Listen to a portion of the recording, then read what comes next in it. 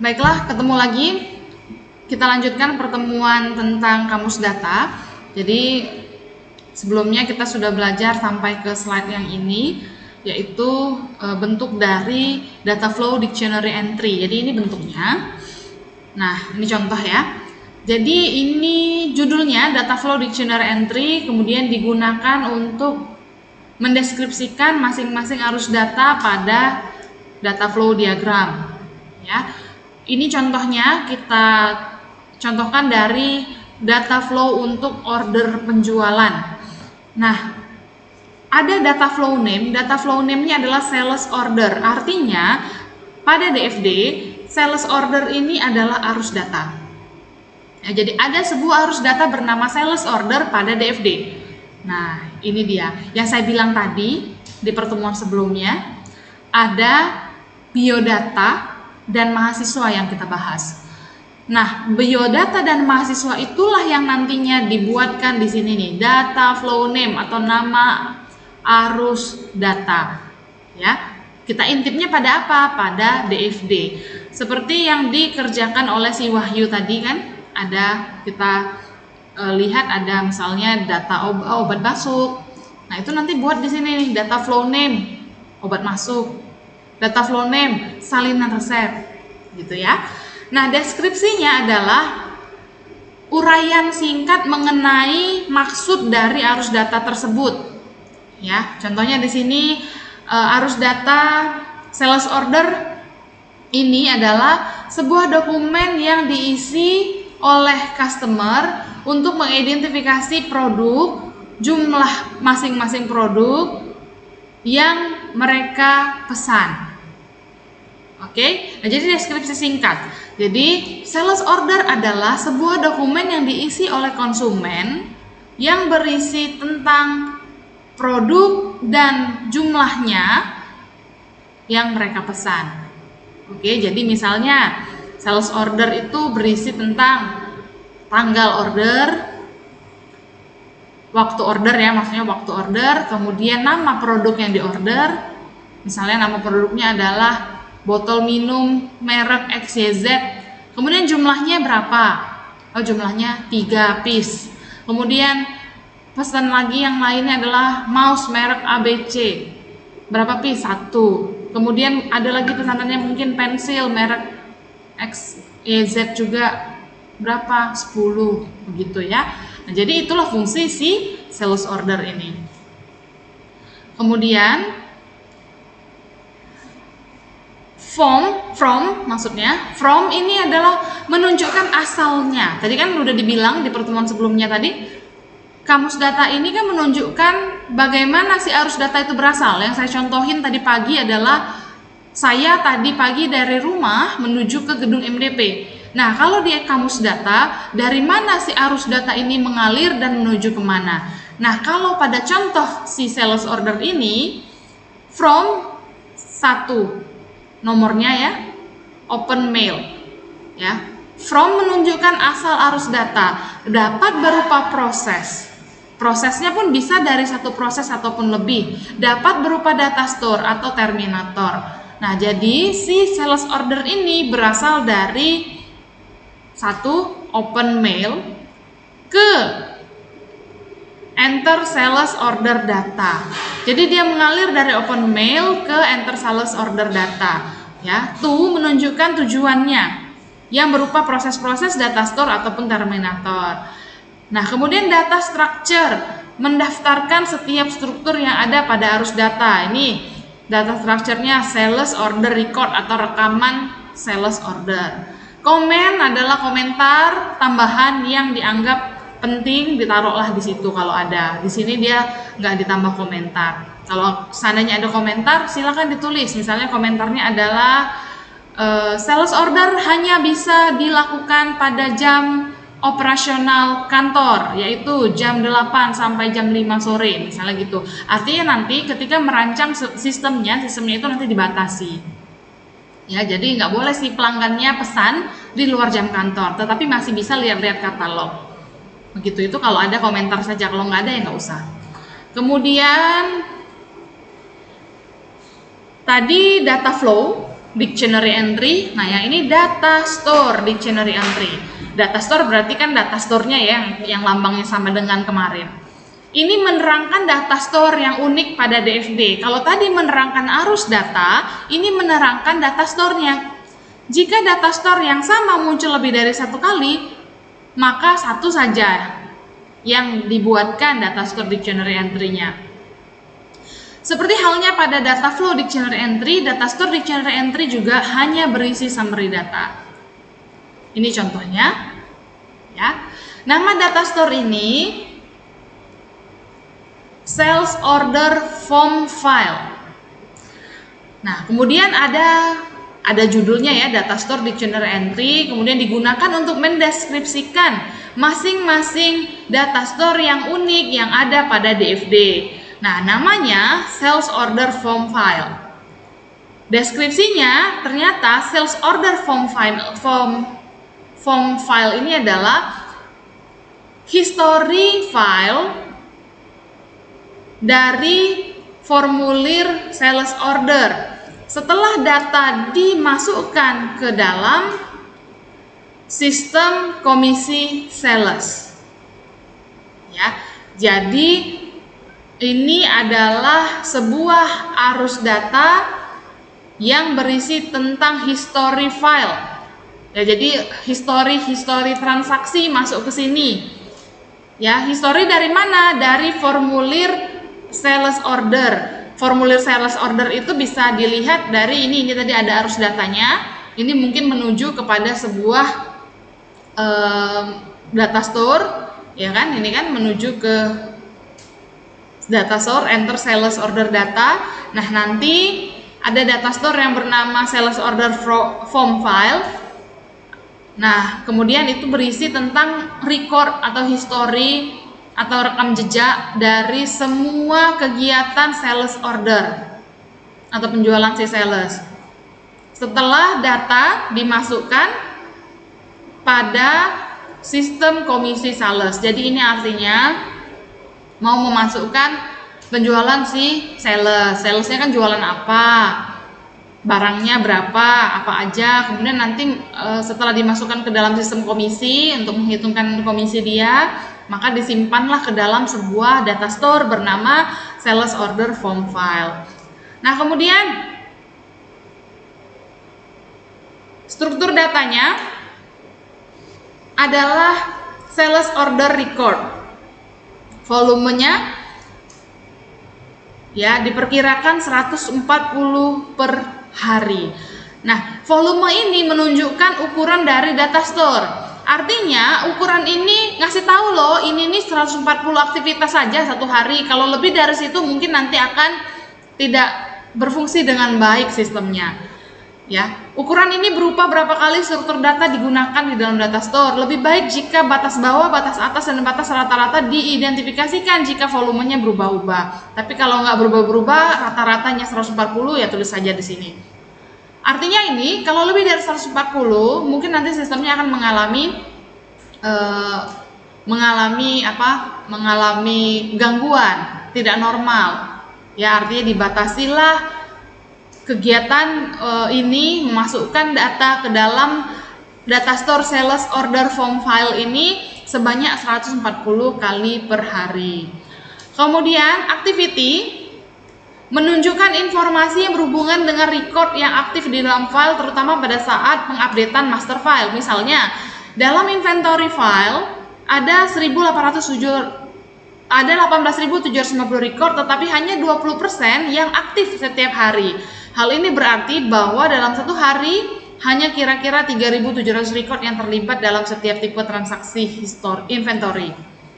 Oke, ini aktivitasnya, ini berhubungan dengan record. Jadi kalau ada data masternya berisi 18.750 tapi yang aktif hanya 20%, maka bisa dihitung nanti yang aktif per hari itu hanya 3.700 record saja. Ini nanti untuk menghitung ininya ya,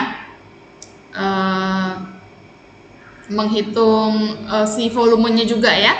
Kemudian akses menunjukkan batasan-batasan pada persediaan. Hal ini digunakan untuk merancang keamanan database seperti penggunaan password. Akses dilihat di sini, order departemen personel. Artinya data store ini, kamus data ini ya, yang ini kan data store ya, kamus data sales order form file, data store sales order form file ini hanya bisa digunakan atau diakses oleh personel yang bekerja pada departemen order. Artinya kalau ada bagian lain yang di luar order departemen personel, di luar bagian order, itu tidak bisa mengakses. Nah, apa hubungannya? Mengapa harus dirancang? Nanti ada hubungannya dengan keamanan sistem. Sehingga tidak boleh sembarang orang mengakses sistem tersebut. Jadi nanti dibikinkan misalnya username dan passwordnya. Karena udah dilihat di sini si programmer ngeliat kan, oh analisnya bikin ada aksesnya dibatasi oleh personel departemen order saja. Berarti kalau yang di luar departemen order tidak boleh. Maka si programmernya akan membatasi hak aksesnya kepada yang login sebagai orang yang bekerja pada departemen order saja. Oke, yang lain tidak boleh. Salesnya boleh nggak? Ya nggak boleh, karena yang bisa cuman orang-orang personel-personel yang ada di departemen order. Kalau salesnya bisa masukin, nanti salesnya membuat data palsu ya, fiktif, dibuat seolah-olah penjualannya banyak supaya dapat komisi. Nah, jadi itu berhubungan dengan keamanan data ya. Nah, kemudian data structure dictionary entry yang bagian bawah tadi, kanan kiri, ini bagian bawahnya yang tengah, middle ya tadi ya. Data structure dictionary entry dilengkapi dengan setiap struktur yang ada pada bentuk data store dan data flow.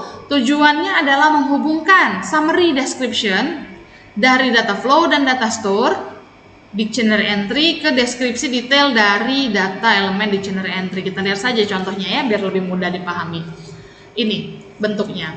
Kasih judulnya data structure dictionary entry. Digunakan untuk apa? Mendeskripsikan masing-masing data yang unik, ya, struktur data yang unik yang ada pada data flow dan data store. Jadi fungsi data structure dictionary entry adalah mendeskripsikan masing-masing data yang unik yang ada pada data flow maupun data store.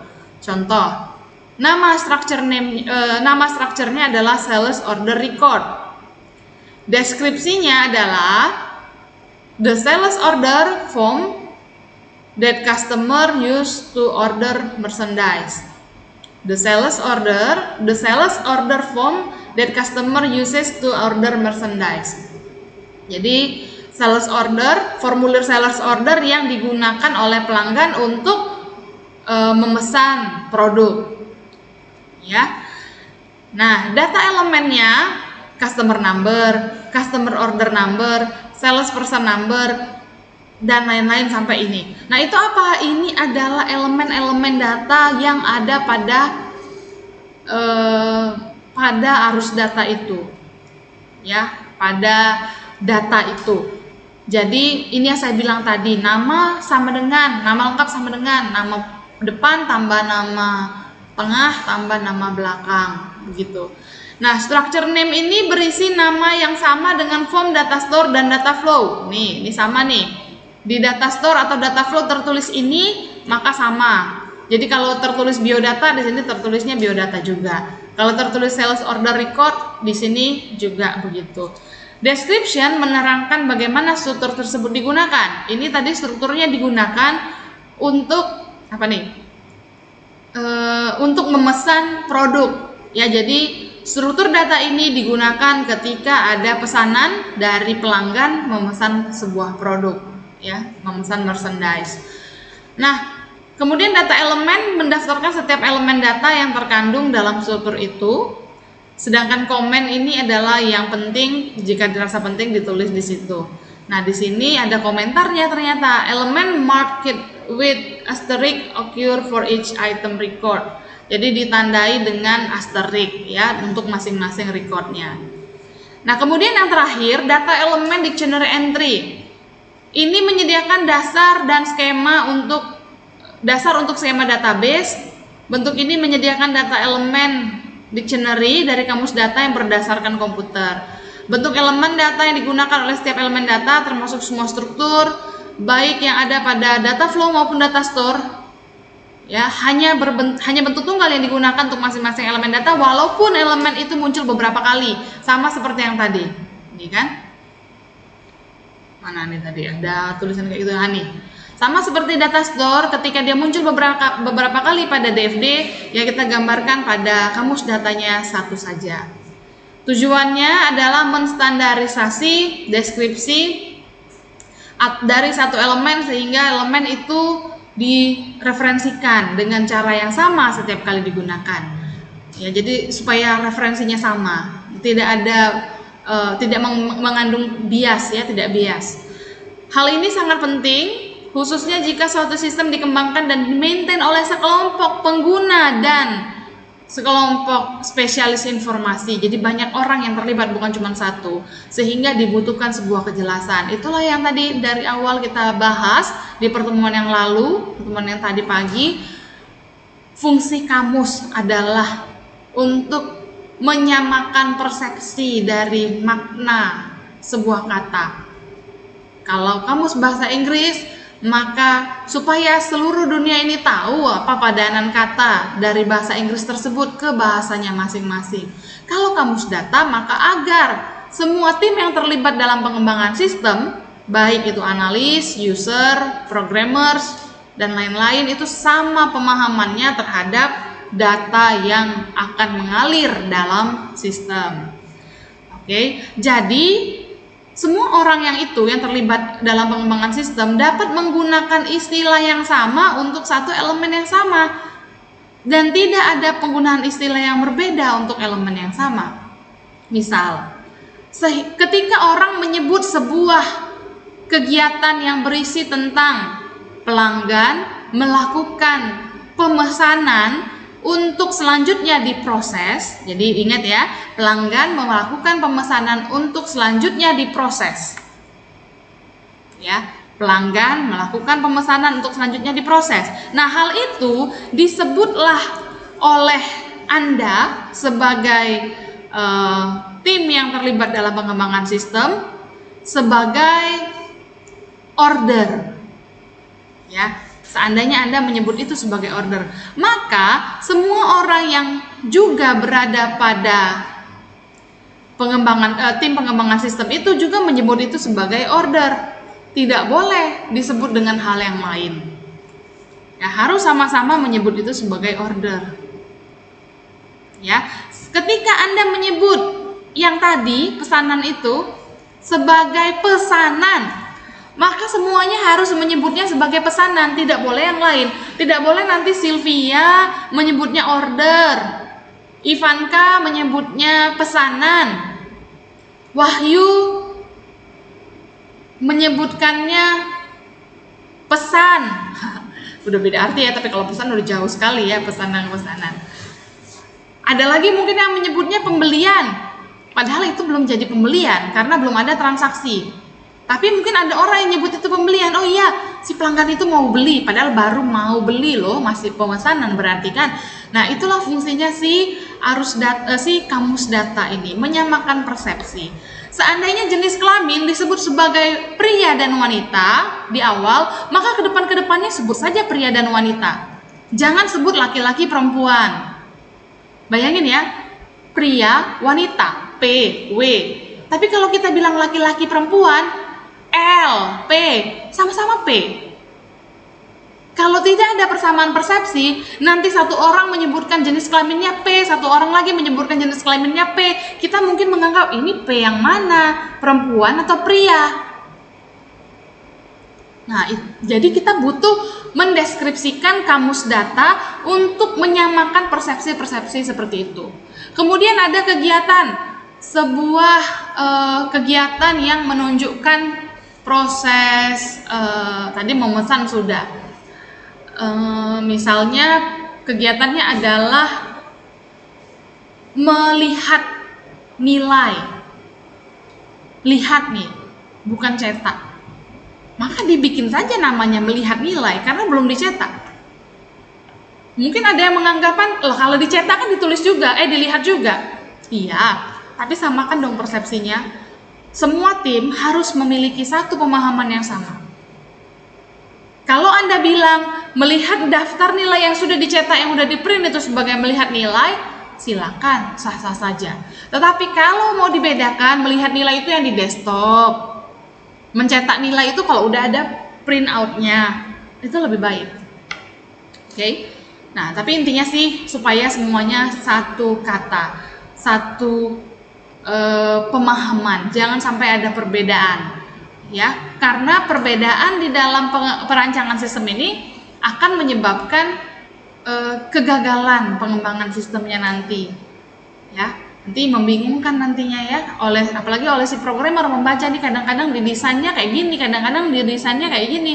Yang mana yang benar? Yang mana yang mau diikuti? Ujung-ujungnya programmer kerja sendiri, nggak usah lihat rancangan lagi. Nah, itu sangat disayangkan. Nah, ini contoh dari data elemen dictionary entry. Ada judulnya lagi, sama seperti tadi. Data elemen dictionary entry. Fungsinya adalah mendeskripsikan masing-masing elemen data yang unik yang ada pada struktur data. Ya, contoh ini merupakan field salesperson number pada order penjualan. Jadi ada sebuah field bernama salesperson number. Ini yang sama seperti contoh kita tadi, ada sebuah field di tabel mahasiswa yang bernama field itu bernama nama. Ya, ada field nama pada file mahasiswa. Nah, yang ini ada field salesperson number pada order penjualan. Jadi ini semua field saja ya. Tadi pagi udah bahas apa perbedaan field, file, record. Nah, ini field saja, bagian terkecilnya. Oke. Nah, data elemen name ini adalah nama dari data elemen. Nah, ini salesperson number. Data elemen name, description, dan type ditunjukkan dengan alfabet, numerik, dan alfanumerik. Nah, description adalah deskripsinya ya. Jadi salesperson titik number adalah nomor yang mengidentifikasi salesperson atau sales, orang sales ya, si sales. Jadi salesperson number ini adalah nomor yang mengidentifikasikan si sales. Jadi ini mungkin kode sales lah mungkin, atau kode salesperson, kode orang yang jualan itu loh maksudnya. Ya, kalau Anda ini NPM. Oke, kalau Anda ini NPM, kalau si sales ini namanya di contoh ini salesperson number. Tipenya numerik, ternyata bentuknya adalah numerik. Kalau Anda NPM-nya numerik sih, tetapi kan itu nggak perlu dihitung, tapi memang kode-kode angka itu ya. Length-nya adalah 4. Jadi length itu adalah panjang ya. Jadi panjang dari nomor sales ini adalah 4 karakter, tidak boleh lebih dan tidak boleh kurang. Kemudian number decimal post-nya dikosongin. Kemudian ini ya, jika elemen yang digunakan adalah numerik, maka number of decimal position-nya dapat diisi, tapi di sini tidak diisi. Ini kalau ada desimal, kalau nggak ada desimal ya nggak usah. Kemudian aliasnya, alias dari salesperson number adalah salesman number, sales rep number. Ini yang tadi tuh. Alias dari order, saya panggil Sylvia. Sil, iya Bu. tahu alias ya? Apa Bu? Tahu alias kan? Tahu Bu. Nah, biasanya siapa yang sering disebut-sebut pakai alias ya kalau di TV ya? Kak, penjelasan Bu lagi renovasi Bu. Oke, saya tanya yang lain aja ya. Wahyu,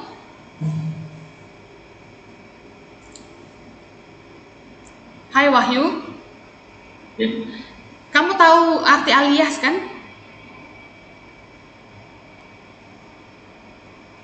Alias, tahu nggak arti alias? Bahasa Indonesia itu kan?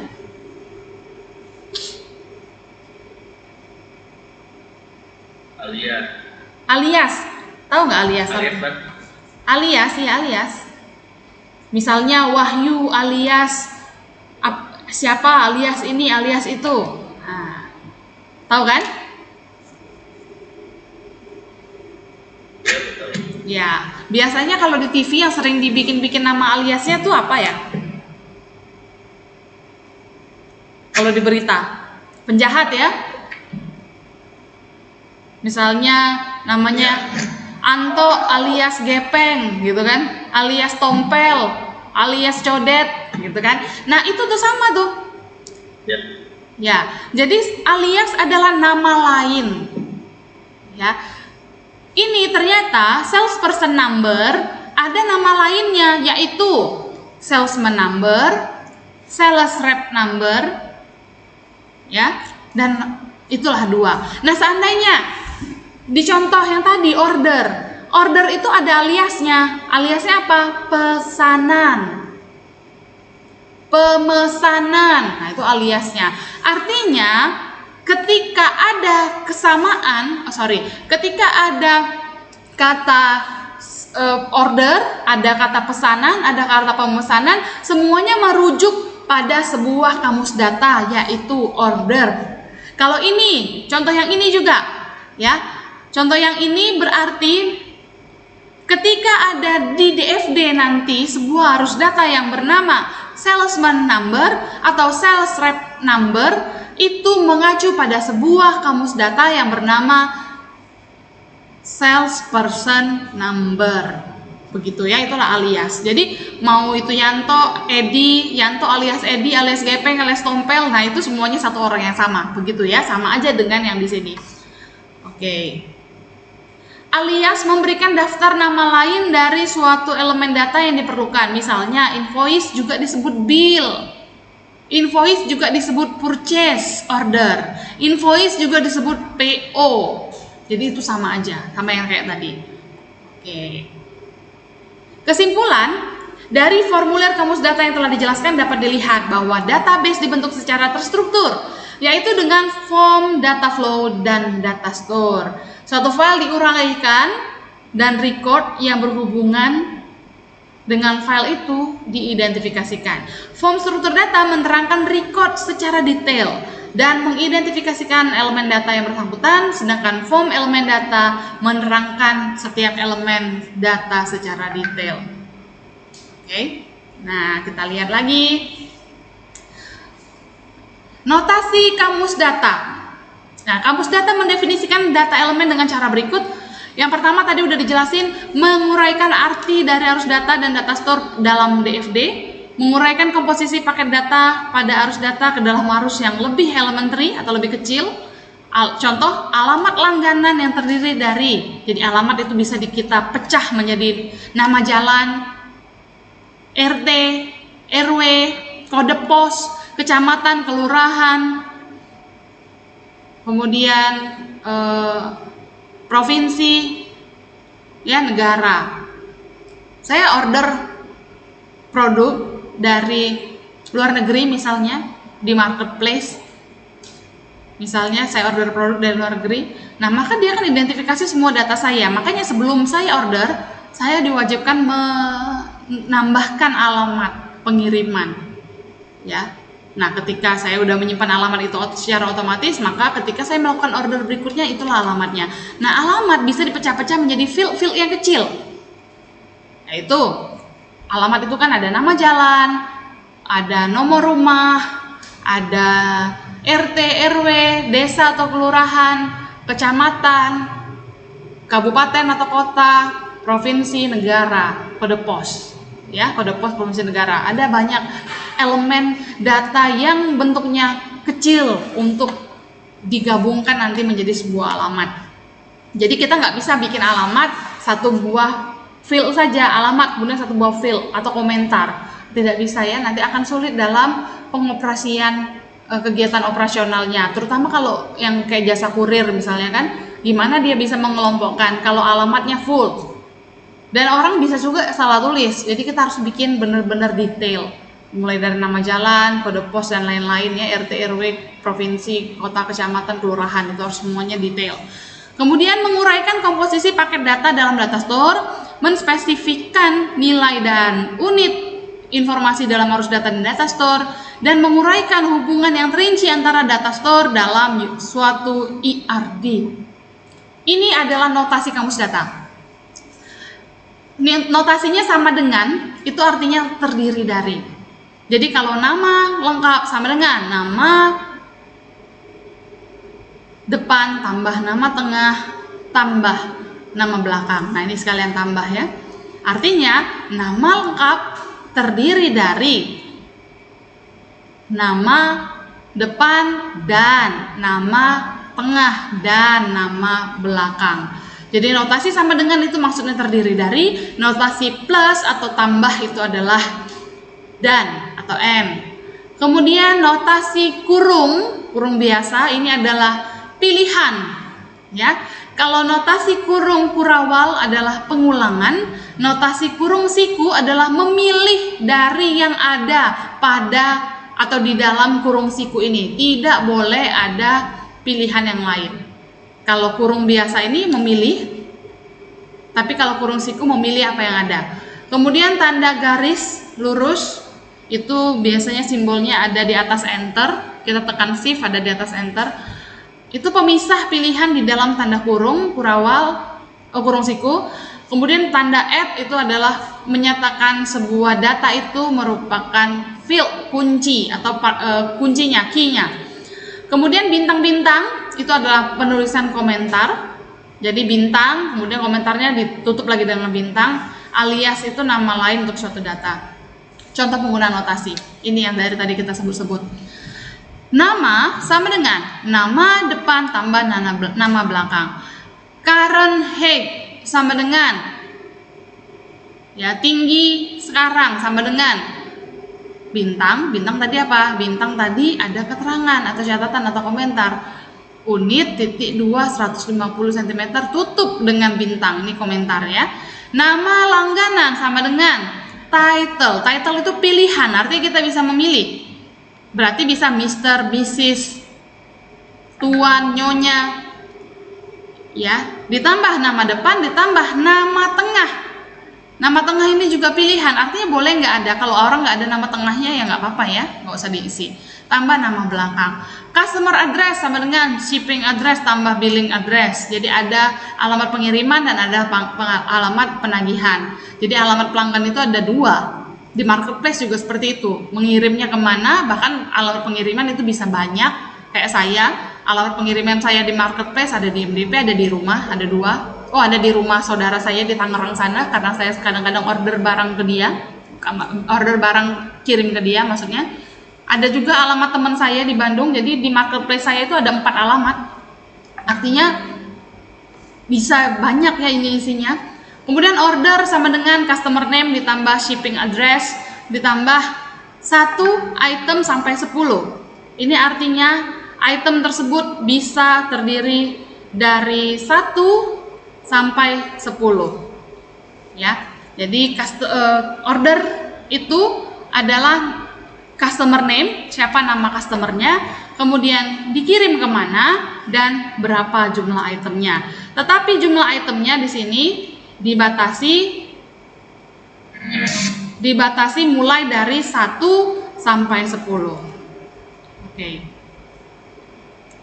Itu tadi bunyi saya ngedit video ya, jadi saya sambil ngajar ini sambil mengedit video yang tadi supaya bisa diupload. Nah, kemudian jenis kelamin sama dengan dalam kurung siku pria garis wanita, artinya boleh memilih hanya dari sini, tidak boleh tulis yang lain. Kalau yang title ini boleh pilih, terserah kita, tulis yang lain boleh. Tapi kalau ini cuma boleh pilih pria atau wanita, tidak boleh pilih perempuan, tidak boleh pilih laki-laki karena nggak ada pilihannya. Penjualan sama dengan, ini komentar, jumlah penjualan selama 1 tahun dalam ribuan rupiah. Klien sama dengan alias untuk customer. Nah, ini contoh penggunaan notasi ya. Di contoh yang lain, tembusan permintaan persediaan sama dengan kode langganan tambah nama langganan dan seterusnya. Jenis penjualan sama dengan cash atau kredit, artinya nggak boleh yang lain. Oke, nah ini contoh kamus data, ini kosong ya.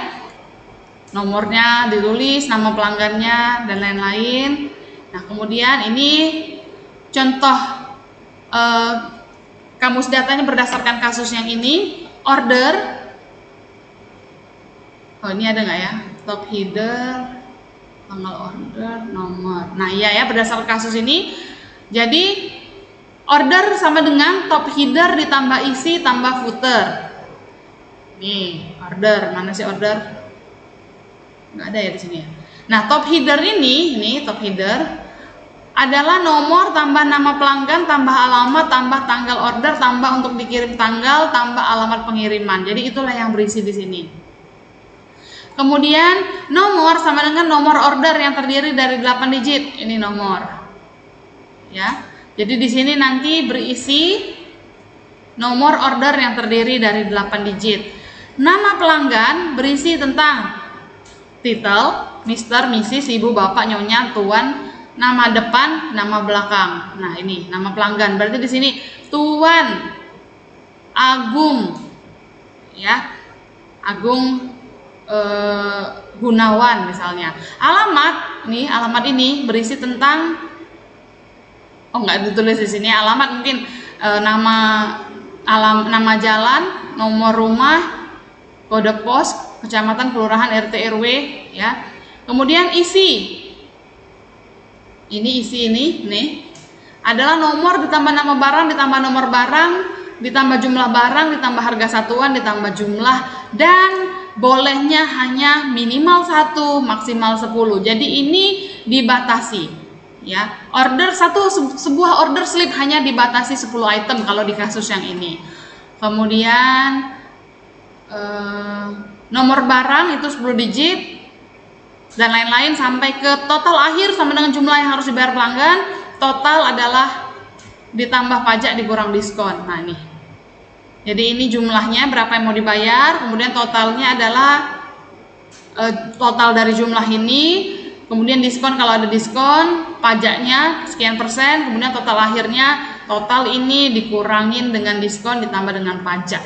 Nah, artinya sebuah formulir dapat kita buatkan kamus datanya agar lebih mudah dipahami oleh si perancangnya nanti. Nah, kemudian kita masuk ke pertemuan yang hari ini. Itu kan tadi pertemuan yang tadi harusnya kan, karena ini cuma latihan. Di silabus juga cuma latihan. Kalau kita tidak corona juga ini kita latihan, kalau kita ketemu langsung. Nah, ini studi kasus ya, studi kasus kamus data. Nah, jadi ini akan ada beberapa latihan, nanti bisa diupload di forum Spon, tidak usah di WA. Di WA itu kemarin karena saya laptop lagi nggak bisa akses laptop, makanya saya tuh kemarin rencananya Anda kirimlah di WA biar saya bisa ngoreksi. Ternyata nggak ada yang ngirim, baru tadi pagi semua ngirimnya ya. Nah, kita lihat contoh kasus. Ada sebuah arus data yang bernama tembusan permintaan persediaan. Tembusan permintaan persediaan, ini harus datanya nih, ya. Nah, kita lihat kamus datanya. Kamus datanya ada pada slide selanjutnya nih. Oke.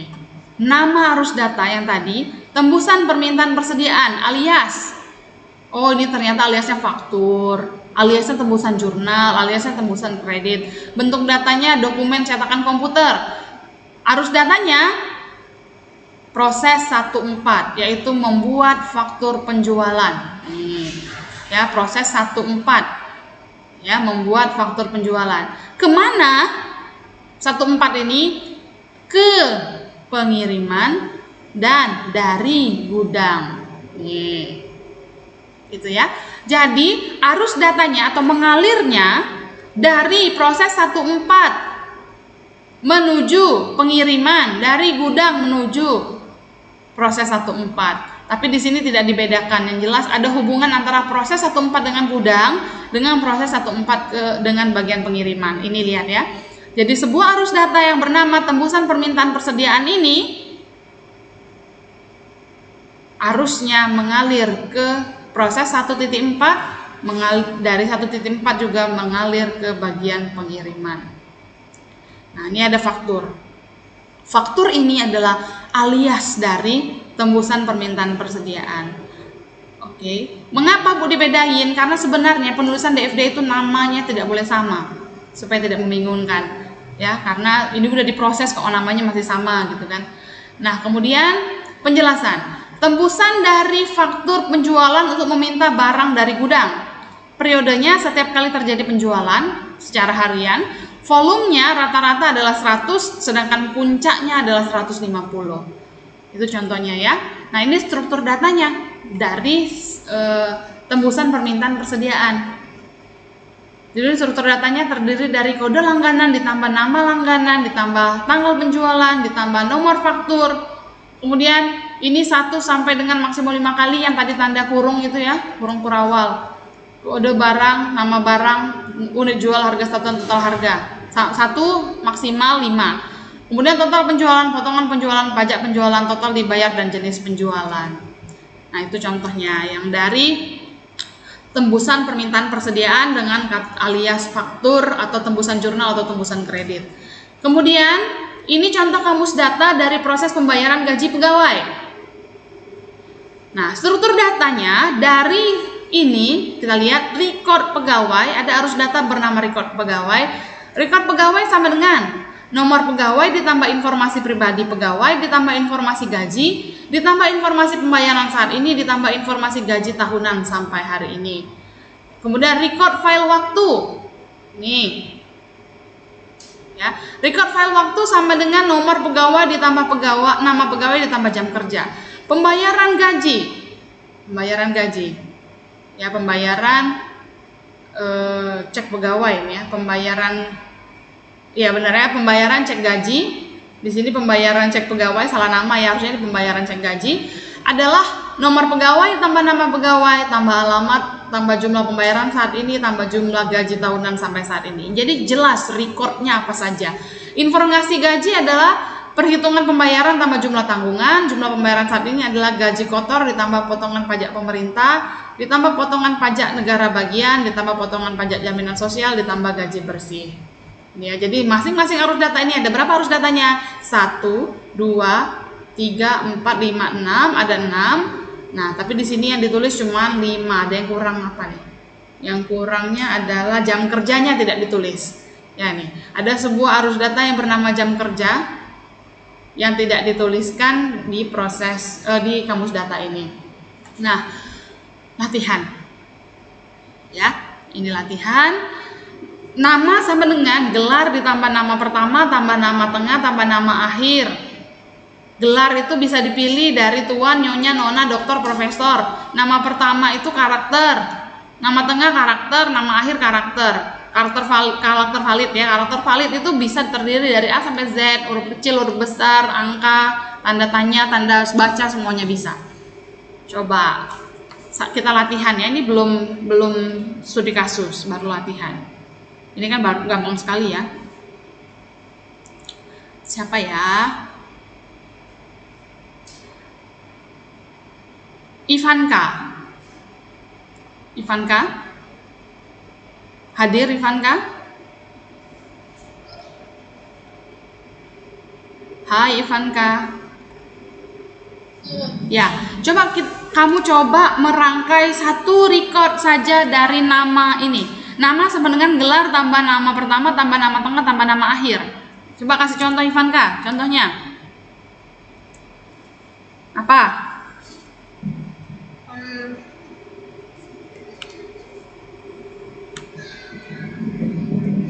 Nona. Terus Ivanka.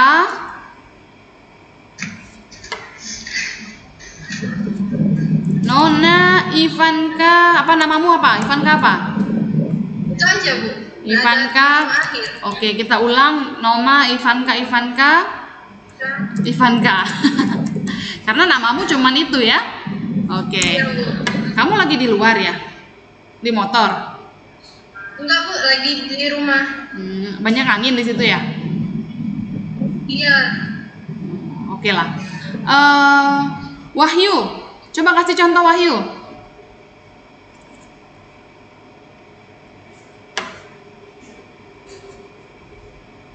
Tidak ada orangnya?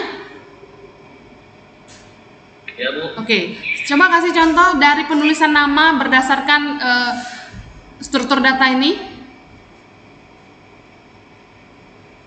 Misalnya apa? Misalnya Profesor Wahyu Apriyadi.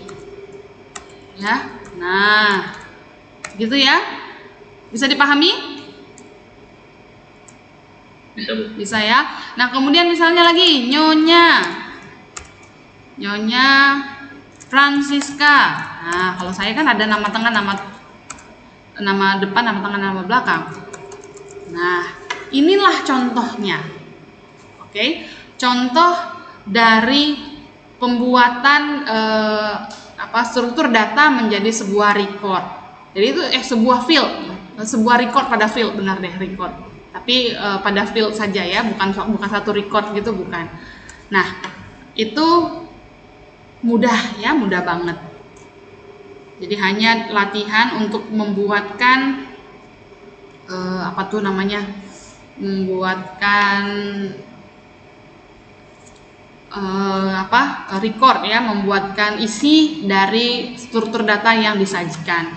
Nah, tentunya UTS bukan cuma kayak gitu ya, ini kan cuma latihan saja ya, latihan-latihan sederhana. Kalau UTS nanti kalau ada soal kamus data ya bikin kamus data.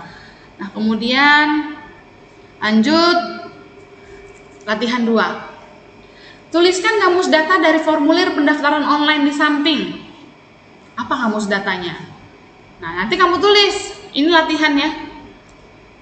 Kemudian kamus datanya dilihat lagi materinya yang tadi.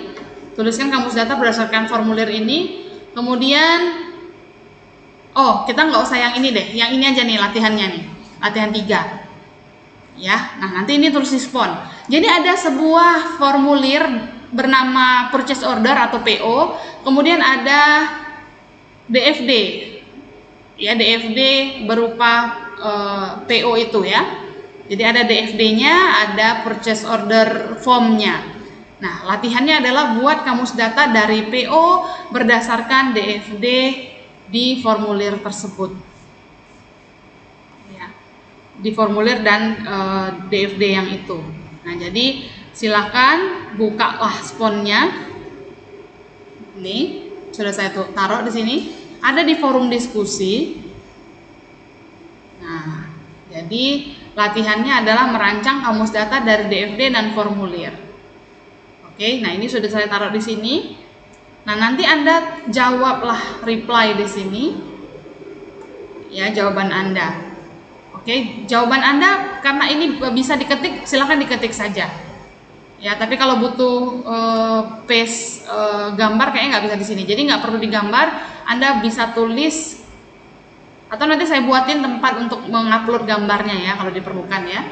Nah, jadi sampai di sini kita kuliah yang pertemuan 14. Ini latihannya boleh dikerjakan mulai dari sekarang sampai sebelum UTS. Jadi tidak akan saya tutup tempat untuk ngumpul latihan ini sampai sebelum UTS. Jadi boleh santai lah maksud saya ya, tapi tetap saja harus dikerjakan. Nah, kemudian untuk UTS bentar saya pause dulu ya, ini rekamannya ya. Nah, jadi UTS kita nanti sifatnya buka buku. Senang ya? Senang atau tidak senang? Enakan buka buku atau tutup sih? Senang, Bu. Iya ya. Jadi bentuknya sifatnya buka buku. Tetapi balik lagi saya ingetin, posisi duduknya harus benar-benar melihatkan wajah ya, wajah dari sini lah ya, dari sebelah. Pokoknya ini kalau menulis, nah kayak gini lah kira-kira nih. Nah begini ya. Tapi kelihatan penanya. Kalau ini kan saya nggak kelihatan menulisnya karena ketutupan laptop ini. Ya, jadi kalau kameranya di situ, maka di samping kamera kamu, kemudian Anda menulis seperti yang dicontohkan Sylvia di video yang sebelum ini tadi. Nah,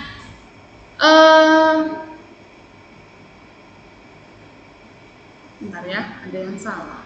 Oke. Nah, kemudian ini kita materinya yaitu yang pertama tentang DFD ya. Ini DFD-nya ada materi, teori maksudnya. Ada teori. Kemudian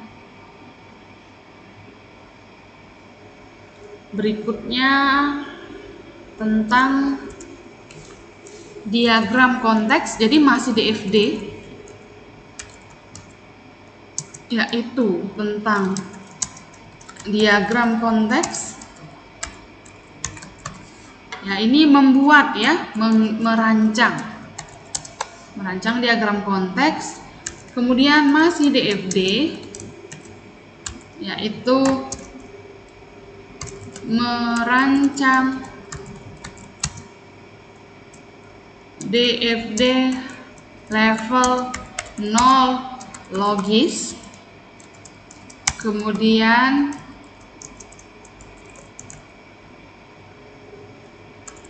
implementasi proses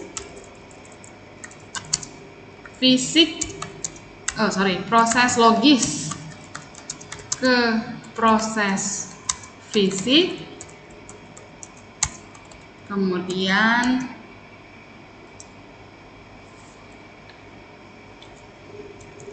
merancang DFD fisik.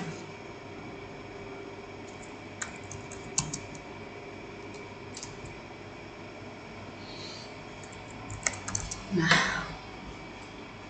oke. Nah, jadi itu saja soalnya. Ya, jadi tidak ada kamus data yang hari ini kita pelajari. Makanya saya bilang tadi latihannya bisa santai. Karena saya takutnya kamu porsir ke latihan kamus data tapi ternyata lupa DFD. Jadi latihan itu tetap harus dikerjakan sampai maksimal nanti sebelum UTS. Kalau enggak nanti nggak boleh lagi. Jadi itu dianggap nggak ngerjain ya. Lagian itu juga forum kok. Tapi tetap harus dikerjakan, jangan tidak dikerjakan ya. Kemudian UTS-nya ini ya, DFD semua. Ada teorinya, ada merancangnya. Ada 4 gambar yang harus dihasilkan dari ujian nanti. Tidak boleh dipisah-pisah karena Anda cuma punya kesempatan mengirimkan sebuah file PDF. Artinya setelah difoto, Anda gabungkanlah 4 foto ini, 5 karena ada 1 teorinya, gabungkan menjadi sebuah file dan kumpulkan dalam bentuk PDF. Oke, mengerti sampai sini ya? Ya, kita ketemu lagi saat UTS. UTS kita, saya lihat jadwal dulu, tanggal berapa ya? Kita UTS tanggal 3 ya. Kita UTS tanggal 3 November, hari Selasa tanggal 3 November, 2 minggu lagi ya berarti ya. Di jam 9.40 melalui video conference, nanti linknya akan saya bagikan sesaat sebelum ujian. Dan tidak ada susulan kalau tidak ada alasan yang bisa diterima oleh ADM. Jadi kalau susulan itu bukan melalui saya tetapi melalui ADM, silahkan diatur saja, bukan ke saya tapi ke ADM. Oke, selamat pagi menuju siang, sampai ketemu waktu UTS.